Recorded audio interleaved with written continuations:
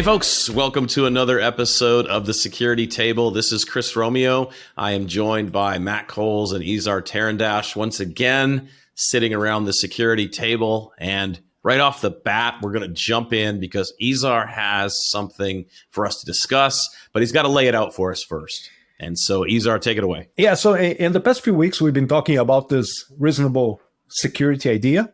And apparently somebody even came out with a newsletter named Reasonable Security. It sounds like a great idea. We should read that. So, and I wanted to take that to a place that I've been battling for a while. If I look at my past employment before I jumped into security products rather than product security, in different organizations, I met this very, very heavy process. That was every time that somebody wanted to bring a new thing into the organization, be it a service, be it another product, be it, even some desktop application or whatever, the security team would get saddled with this very, very heavy process of vetting that thing, right? And repeatedly, it was one of the places where people looked at me and said, what can we do to make this process lighter, faster, but still have some measure of confidence in what we're bringing in? And when I think of that, and then I put it in light of the discussions that we have been having around reasonable security, that to me is one of the first places where that idea comes and meets real life, in it being, I should be able to turn to a vendor and say, you want to sell me something, rather than I having a heavy process that I have to go through to satisfy my curiosity. Why don't you prove to me that you took all the reasonable measures so that you are not raising my risk and my attack surface? And I wanted to get you guys' view on what would that reasonable proof be? What is it that a vendor or anybody who wants to raise your risk and raise your attack surface, what can they put in front of you that would make you say, this person gets it? Do we need to be generic, or can we scope it a little bit to help us Go for define it? So what if we say, let me define a vendor who's going to sell something to us, which I think because I think there could be differences depending on what I'm buying, right? If I'm buying a dump truck versus buying a SaaS solution, there's probably a different set. And I think we're talking about buying a SaaS solution in this conversation. So let's imagine let's just say it's a startup. Okay. We have a startup. They're providing a software as a service solution to us that is providing some analysis of data that we own. And we're using this tool to produce actionable results for ourselves and metrics and dashboards, and we're analyzing some amount of our confidential data. So I think if that kind of helps us to have some guardrails around the conversation as far as what direction we're going to go. So I'll let Matt go first about what he needs to see from the vendor that they would provide that would allow us to meet Izar's idea here. Well, so let me start with, wow, this sounds like a compliance question. I usually leave this to somebody else. Like literally companies have whole teams of people that do this, right? But when it comes to, I'll say, so supply chain security, this is where this shows up frequently, I think, in supply chain security. So first off, let me just say, obviously, for those who may not be familiar with this happens frequently in security standards. It was in the National Cybersecurity Strategy and the CISA, Secure by Design, Secure by Default document, and a host of other places. It shows up in the recent attestation form that CISA put together for the executive order, et cetera. And so this is really what's reasonable. What's the definition of that term? Reasonable. That a provider of in this case your SaaS software needs to do so that you get a comfortable feeling, and not just a comfortable feeling, a justifiable position on the security assurance of the thing they're delivering, as Izar said, so they don't, so you don't inherit risk, or that you don't expose yourself to risk. So what do I need? I need to understand their security practices, right? I need to understand if they if they have a process for addressing security in a similar way that, and I'll say, I'm going to say for me personally, obviously, I'm not speaking on behalf of the company I work for or any of the past companies. I'm just generalizing this, that, I need to understand that they are putting practices in place like I would for my customers, that as a customer of them, they're putting practices in place. Like, do they have secure development practices? Do they apply them on a regular basis? Do they generate evidence to that fact, right? It's one thing for them to say that they do it. It's another to be able to prove it. And they don't always have to provide that evidence right away, but they at least have to have it available, because if we do audit or do ask, right, we want to be able to get trusted verification to occur, right? A common way in practice, I think I've seen this done, is a company may reply with, well, here's my ISO certification. I'm going to go back to ISO for a second. That may be ISO 9001. That may be ISO 9001, right? Which is not a security standard, but we have a level of rigor that we follow, and that we inject controls, and requirements, which include security, and therefore you should trust us. Or they have their common criteria certification, or they have their SOC 2 certification, right? That's a third-party attestation that the company is doing what they need to do, so that the level of risk and therefore the level of trust is there. I think at the bare minimum, that's what I would need. Now, what are the reasonable measures that they should do? I think that depends a lot on your use case, right? That's a SaaS service that's going to be analyzing my data.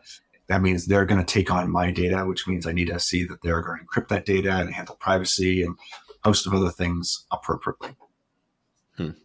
I'm gonna step back and give you a framework, because I have thought about this, and just to react, I'll give you the framework in a second. But Matt mentioned common criteria and SOC 2.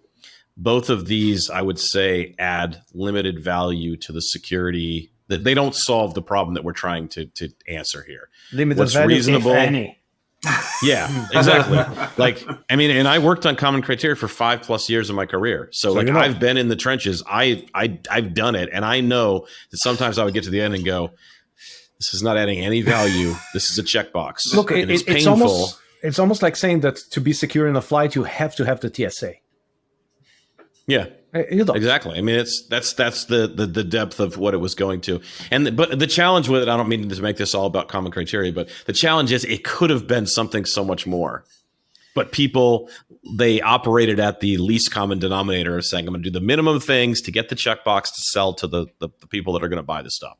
So let me come back around, though, to to answer you the question for this SaaS platform. For me, it comes down to 4 things: people, process, tools, governance. People, I want to understand the depth of training that you're doing.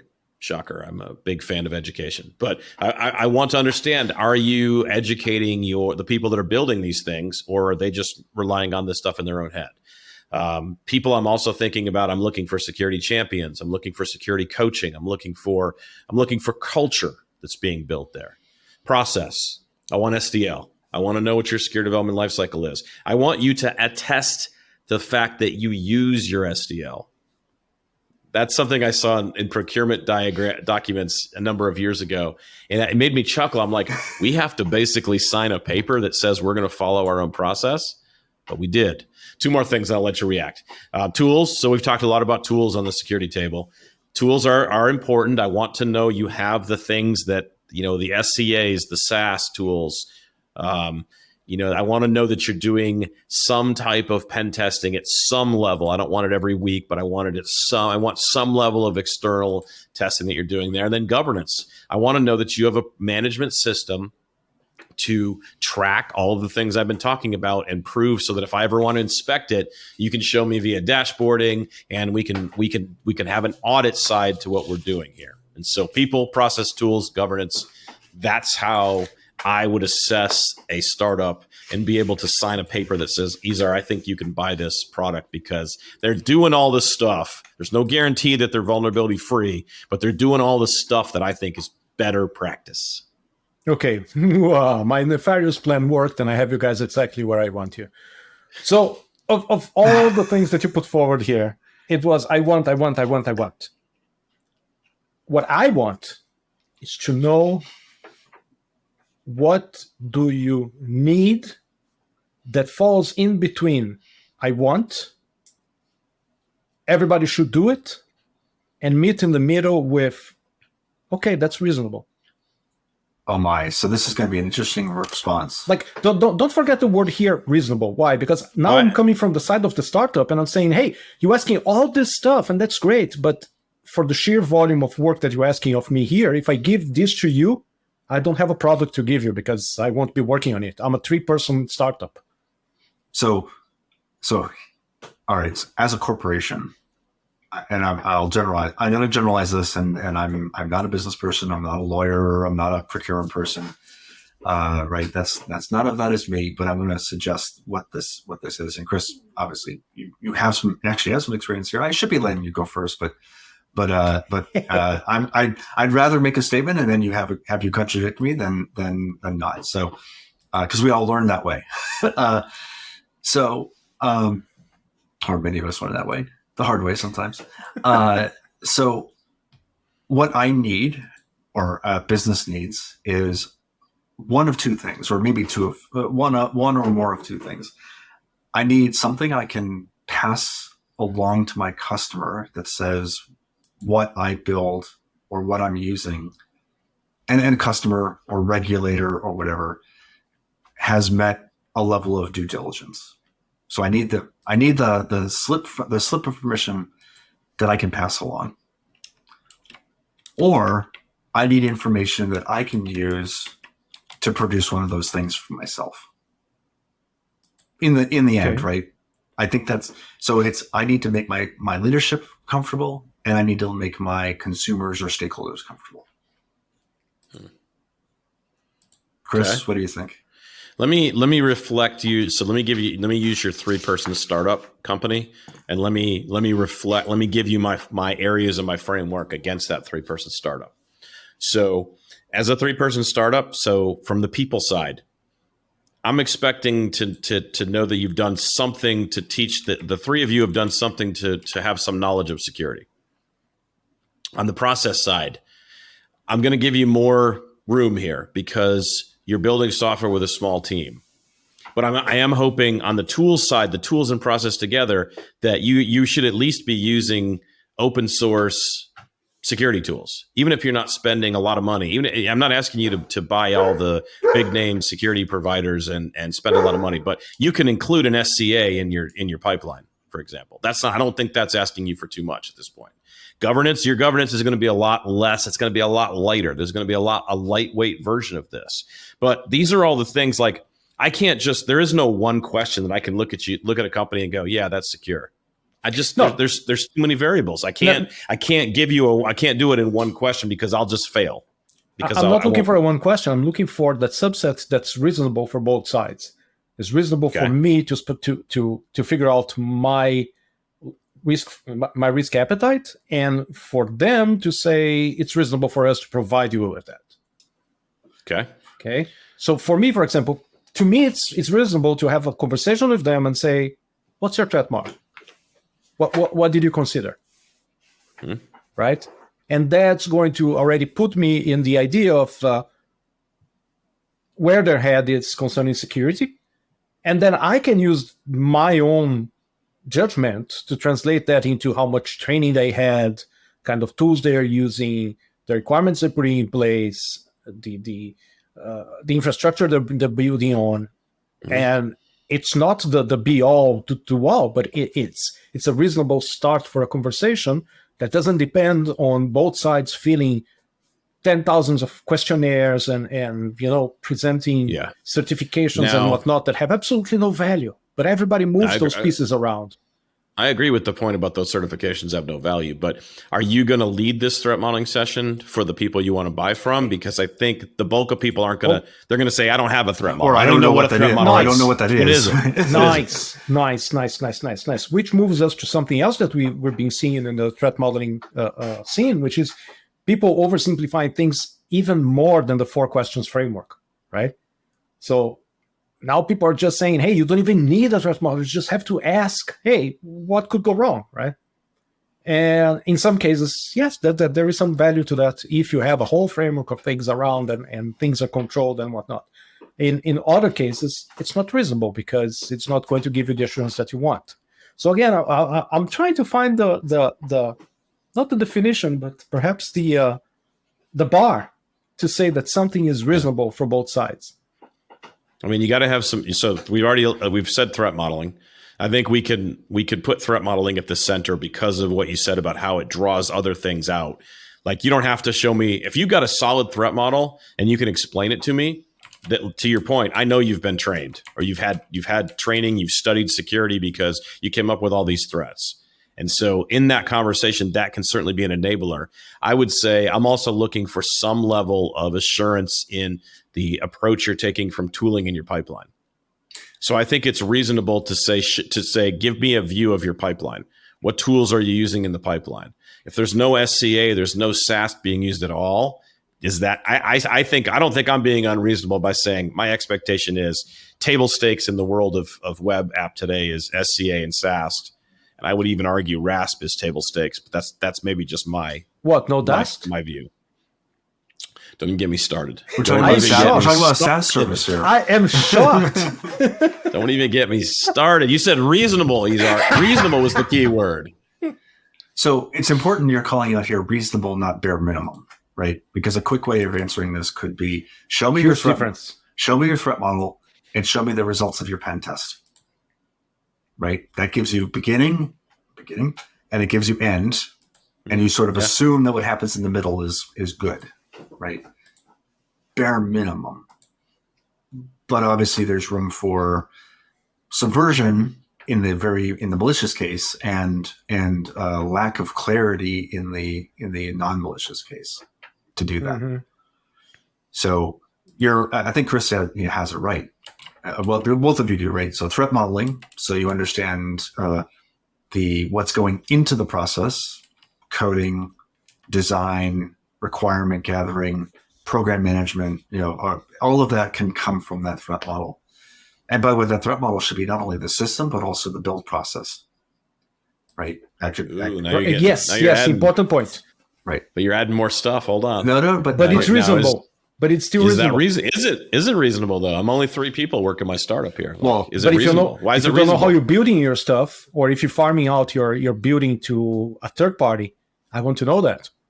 I want to know that you didn't think about any problems with your build stuff.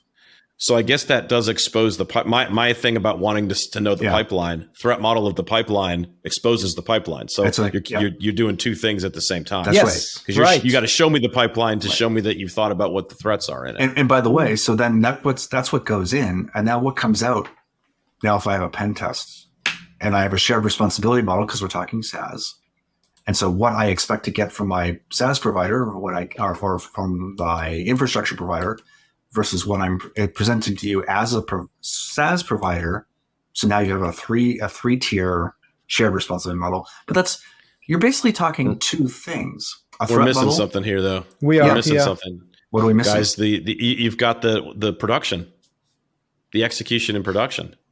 I can test. No, but test the outcomes. That's part of the deployment. I mean, but using pen test as an assurance method for my production is not a pen test and red team. But we're still missing the execution of my app in my cloud provider environment. That stuff's likely not on my threat model because it's not what I was. That's my infrastructure deployment and rollout. So is there a 3rd tier of reasonable where I need to have a threat model of what I've built, a threat model of my build pipeline, and a threat model of the infrastructure that I'm running it on? Wait, I want to catch something that you said there. There are no tiers of reasonable. It's either reasonable or not. It could be differently reasonable for different levels of maturity, or what's reasonable for the 3-guy startup may not be the same. Most certainly isn't the same thing for the Fortune 500 corporation. And actually, so I think I can answer this. I think I understand what the disconnect is. When I talk about threat model, I'm including the deployment environment. So when I'm threat modeling a system, I'm looking at what is its deployed state. So you're more of a secure architecture perspective where you're seeing everything. You're seeing what's being built. You see build pipeline. You see where it's being deployed. Not necessarily on the same diagram, but there are multiple diagrams. There's a global view there. Yeah. Right, exactly. And then and when we do a context diagram, right? Well, how do you when you construct a context diagram, what is that core thing that you're going to be decomposing talk to? If you're not accounting for the deployment scenario, what are you accounting for? Right. And so so this is entirely possible, just a terminology or scoping problem between us. But I think that if you are doing a threat model and you're looking at these aspects, what you're building, how you're producing it, and how it gets deployed, if that's the scope of that threat model, and you combine that with a pen test / red team. And I think red teaming we need to add there because specifically operational procedures, right? As a SaaS provider, especially if this was an on-prem business sold software, this would be completely different. But as a SaaS provider where the provider is actually taking action in operations, red teaming is probably necessary. It gives a level of a third-party validation of what comes out of the threat model. And that may be sufficient. It's funny that we're going through this exercise, and then the realist in me is sitting back and going, nobody's ever going to go for this. So it's like not reasonable. The risk people. Wait. No, I'm just saying it's reasonable to us as people who understand AppSec and understand what it takes to build software. I'm saying the people in procurement are not going to say this is reasonable. Okay, so that's an important point to raise, because there is a disconnect between us and the people that we are talking with. The people that manage the buying process. Right. Yeah. Right. So what's reasonable to them? Do they have different requirements? Oh, we have that. We have what's reasonable to them today. It's filling out 700. No, that's the security team, but it's going through a 12-step process of things that I have to do to become a vendor, of which security is only one hurdle in that 12-step process of things that I have to. Which is really, can you keep my corporate data safe, my purchasing information, my account team, which is really, can you avoid somebody coming and suing me for something that I have absolutely no control of? Yeah. So if we scope this down to say we're just trying to replace the security step of the procurement process, then we can push all that other stuff off to the side and say procurement's going to do what they want. Yes. They're going to have insurance requirements and they're going to have all the other things that you have to do. We have no control over that. It's not our problem. It's a cost of doing business we don't have any control. At that point. Right now we're talking about countering the 217 question thing we send out to every vendor and then interrogate them on every little point that we can have within it. And feel good about the result. And have confidence in the result. Yes. That's the challenge with the way we do it today. There is really no I've been through that on both sides, right? As a vendor and as somebody who's buying something in a big company. And you get to the end and you're like, this doesn't really feel like it's solved anything. No, that's the thing. Yeah. It at some point it became too much like going through the process for going through the process. But at the end of the day, I would wake up at 3 a.m. saying, what did I just do? Did I just open a huge hole here? And tomorrow morning, this company is going to be in the newspaper. Or, yeah, it's fine. Yeah, it's going to be okay. Like, where have we substituted process for rigor? Process for rigor? Process for assurance. I'm looking for the word here that's going to let me sleep through the night. That's assurance. That's assurance. That's what assurance means is you've shown me enough evidence that I can get a good feeling to say, okay, your 3-person startup has done what I consider to be the best you could possibly do. And I think my data is as safe as it possibly can be with everything we know today. Assurance itself doesn't, I won't solve that 100%. Assurance is the information you've told me is correct and verifiable. And that if you measured it against your objectives, it will have met your objectives. Right? That's assurance, right? So if you only ask, do you release software? I can have 100% assurance you release software. Do you release software that's free of vulnerabilities to the extent of your knowledge and that you take the appropriate action during your development process to vet those out? answers will result in higher levels of assurance to say, yeah, what you're saying is not only what you're saying is correct, but you can prove it. Yeah. And I can therefore trust you. Okay, so far my takeaways are threat modeling is good. You can learn a lot from it. You can learn a lot from it, so everybody should be doing it. Scoping it is important. Scoping it is important. Making sure that it's deep and broad is important. There isn't a one single thing that's going to give me that assurance. What's reasonable changes a lot between different kinds of people that you are interacting with. And different technologies. Okay. Does reasonable change based on who you are? Meaning, if you are a 3-person startup or if you are a Fortune 500, does the value of reasonable change then? I don't think so. I don't think so. I don't think it can. I think it has to depend on. I think it has to depend on what your objectives are. Right, you're a 3-person startup selling to the U.S. government. You're going to have the same level of rigor as a Fortune 500 company selling to the U.S. government. We focused this too far down on the technology, and we focused it too far down on AppSec. We need to raise above this to outcomes. If I am would be for both. Yeah, exactly. If I am a 3-person startup and I'm going to sell now to someone who's going to pay a lot of money, my level of what's reasonable for them to ask for me changes. And that's why common criteria has multiple levels, right? It has evaluation assurance level 1 through 7. And it allows the customer to choose, in their use case, what level of assurance am I expecting? And so you could do a similar model. You could say, and it's the same reason why ASVS has multiple levels and OWASP SAM has multiple levels as maturity models, is because you could say, okay, I'm admitting that this is a startup and we're not giving them the keys to the kingdom of all of our data. We're giving them a segment of our data. You can scope it to say, okay, I could deal with this vendor being a level 1 out of 4 possible levels. But again, level 1. Now you're talking expectations. You're not talking about reasonable. Even level 1 might not be reasonable for someone. Well, then you can make a business case to say, if they say the level 1's not reasonable for them, I'm not working with you. You don't even have passwords. Well, you're telling me that you don't even use passwords. But I mean, you may choose other control. You may choose to, as the consumer may choose to put other controls in place. Give me your source code, right? Code escrow. Right. Or does anybody do that anymore? Is that a thing anymore? I think it does. I think it still happens. I haven't seen it for a long time. My answer would be not only no, but heck no. Am I allowing you to take my source code in this modern day and age that we live in? But my answer would be sure, but let me give you access to my Jira as well, and please send PRs and close the tickets that you fix. So, but okay, maybe it's a bad example, but you would potentially put other controls in place. Now, procurement may say, "Oh, you didn't meet my minimum bar, and I'm done."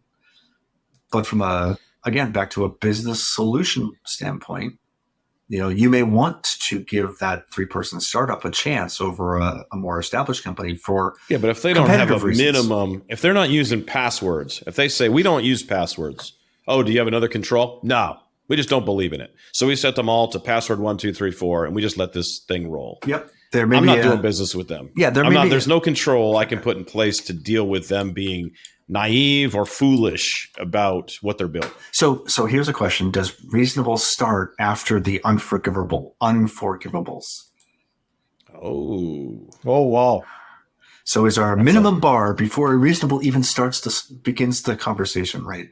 Where if you don't have security controls for identity access management in place, like passwords, if you don't believe in passwords and everything's open, we're done. There is no reasonable conversation to be had, right?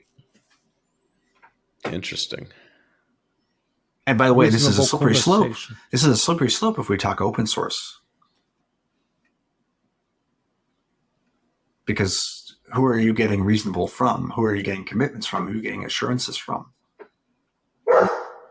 Yeah, but now we're going back to standards because then you want everybody to be measured by the same stick. Well, it's multiple notches on the stick that you can, and then you as the business owner, you can decide, I'm willing to accept you're accepting more risk. If you're a 3-person startup only is a level 1 in this new reasonable system we're using, you as the business owner can say, I'm going to accept the risk of the fact that they're not level 3. At least I know they have these basic things that they're doing. So what you're telling me is that level 1 is reasonable enough for you to accept something. Yes. But that lets me make a risk management decision as the business owner over the group who's going to use this new thing that I'm buying. I can say, I'm just not comfortable with that. I'm sorry. We can't move forward with this vendor. Or I can say the innovation that they're driving is enough for me to say, I'm going to write off the risk and say, this is something I'm willing to accept. And maybe I am putting other controls in place. You're going to follow risk. And I'm investing in. You're going to follow other risk management. You're going to follow regular risk management practices. You're going to transfer. You're going to insure. You're going to have other controls to mitigate, etc. But the discussion that we're having now is what happens after that formal process of getting that evidence from the vendor has happened. Mm-hmm. And what I was going for is what is reasonable to ask as part of that collection, not the risk-based discussion that we are going to have anyhow. But what is it that is reasonable to ask? And I think we've already landed on that, right? It's the threat model of the 3 things. Yeah. Like that's if we could get nothing else, if we had to boil it down to a minimum thing that we could get, having a threat model that covers what you built, how you build it in your pipelines, and how you deploy it into production, and however you do that, having you documenting that and then letting us take a look at it and ask questions about it is enough. That's reasonable. Yes, that's reasonable. And I think you do need the did we do a good enough job answered by some analysis. I'll say pen test, but it need not be pen test. Yeah, it's just otherwise claim, it's just right? their word. Yeah, right. You're right. Right. Well, I think we've come far enough today on this journey into what is reasonable. I feel like we've moved another notch down the travel across the Blue Ridge Mountains. We've gone over one more to the top of the crest of one more mountain or hill, and wow, somebody's got vacation on the brain here. there's many more in front of us. Look at that valley now. Look at that valley. That's where we stumble down into the valley. That's what we do here on the security table. We pick ourselves up and climb back up again. So, Izar, thanks for bringing this. This is a good issue, and this is something that what I think we need to do now is we need to take this to LinkedIn, and we need to spread this far and wide as a question, and then we can come back in a future episode and reflect on what other people have to say about this, because there's like we've talked about before in previous episodes. We don't have all the answers. There's lots of people that have a lot of good stuff that can inform us. We have our predispositions and our experience, and we reflect through that.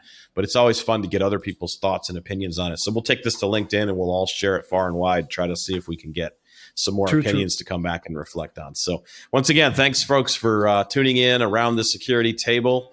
Keep it reasonable. I don't know. I'm trying to find a tagline to end our time. Keep it reasonable, y'all. Keep it reasonable. What's your threat model? What's in your threat model? Your threat model is not my threat model. That's true. All right. Thanks, y'all.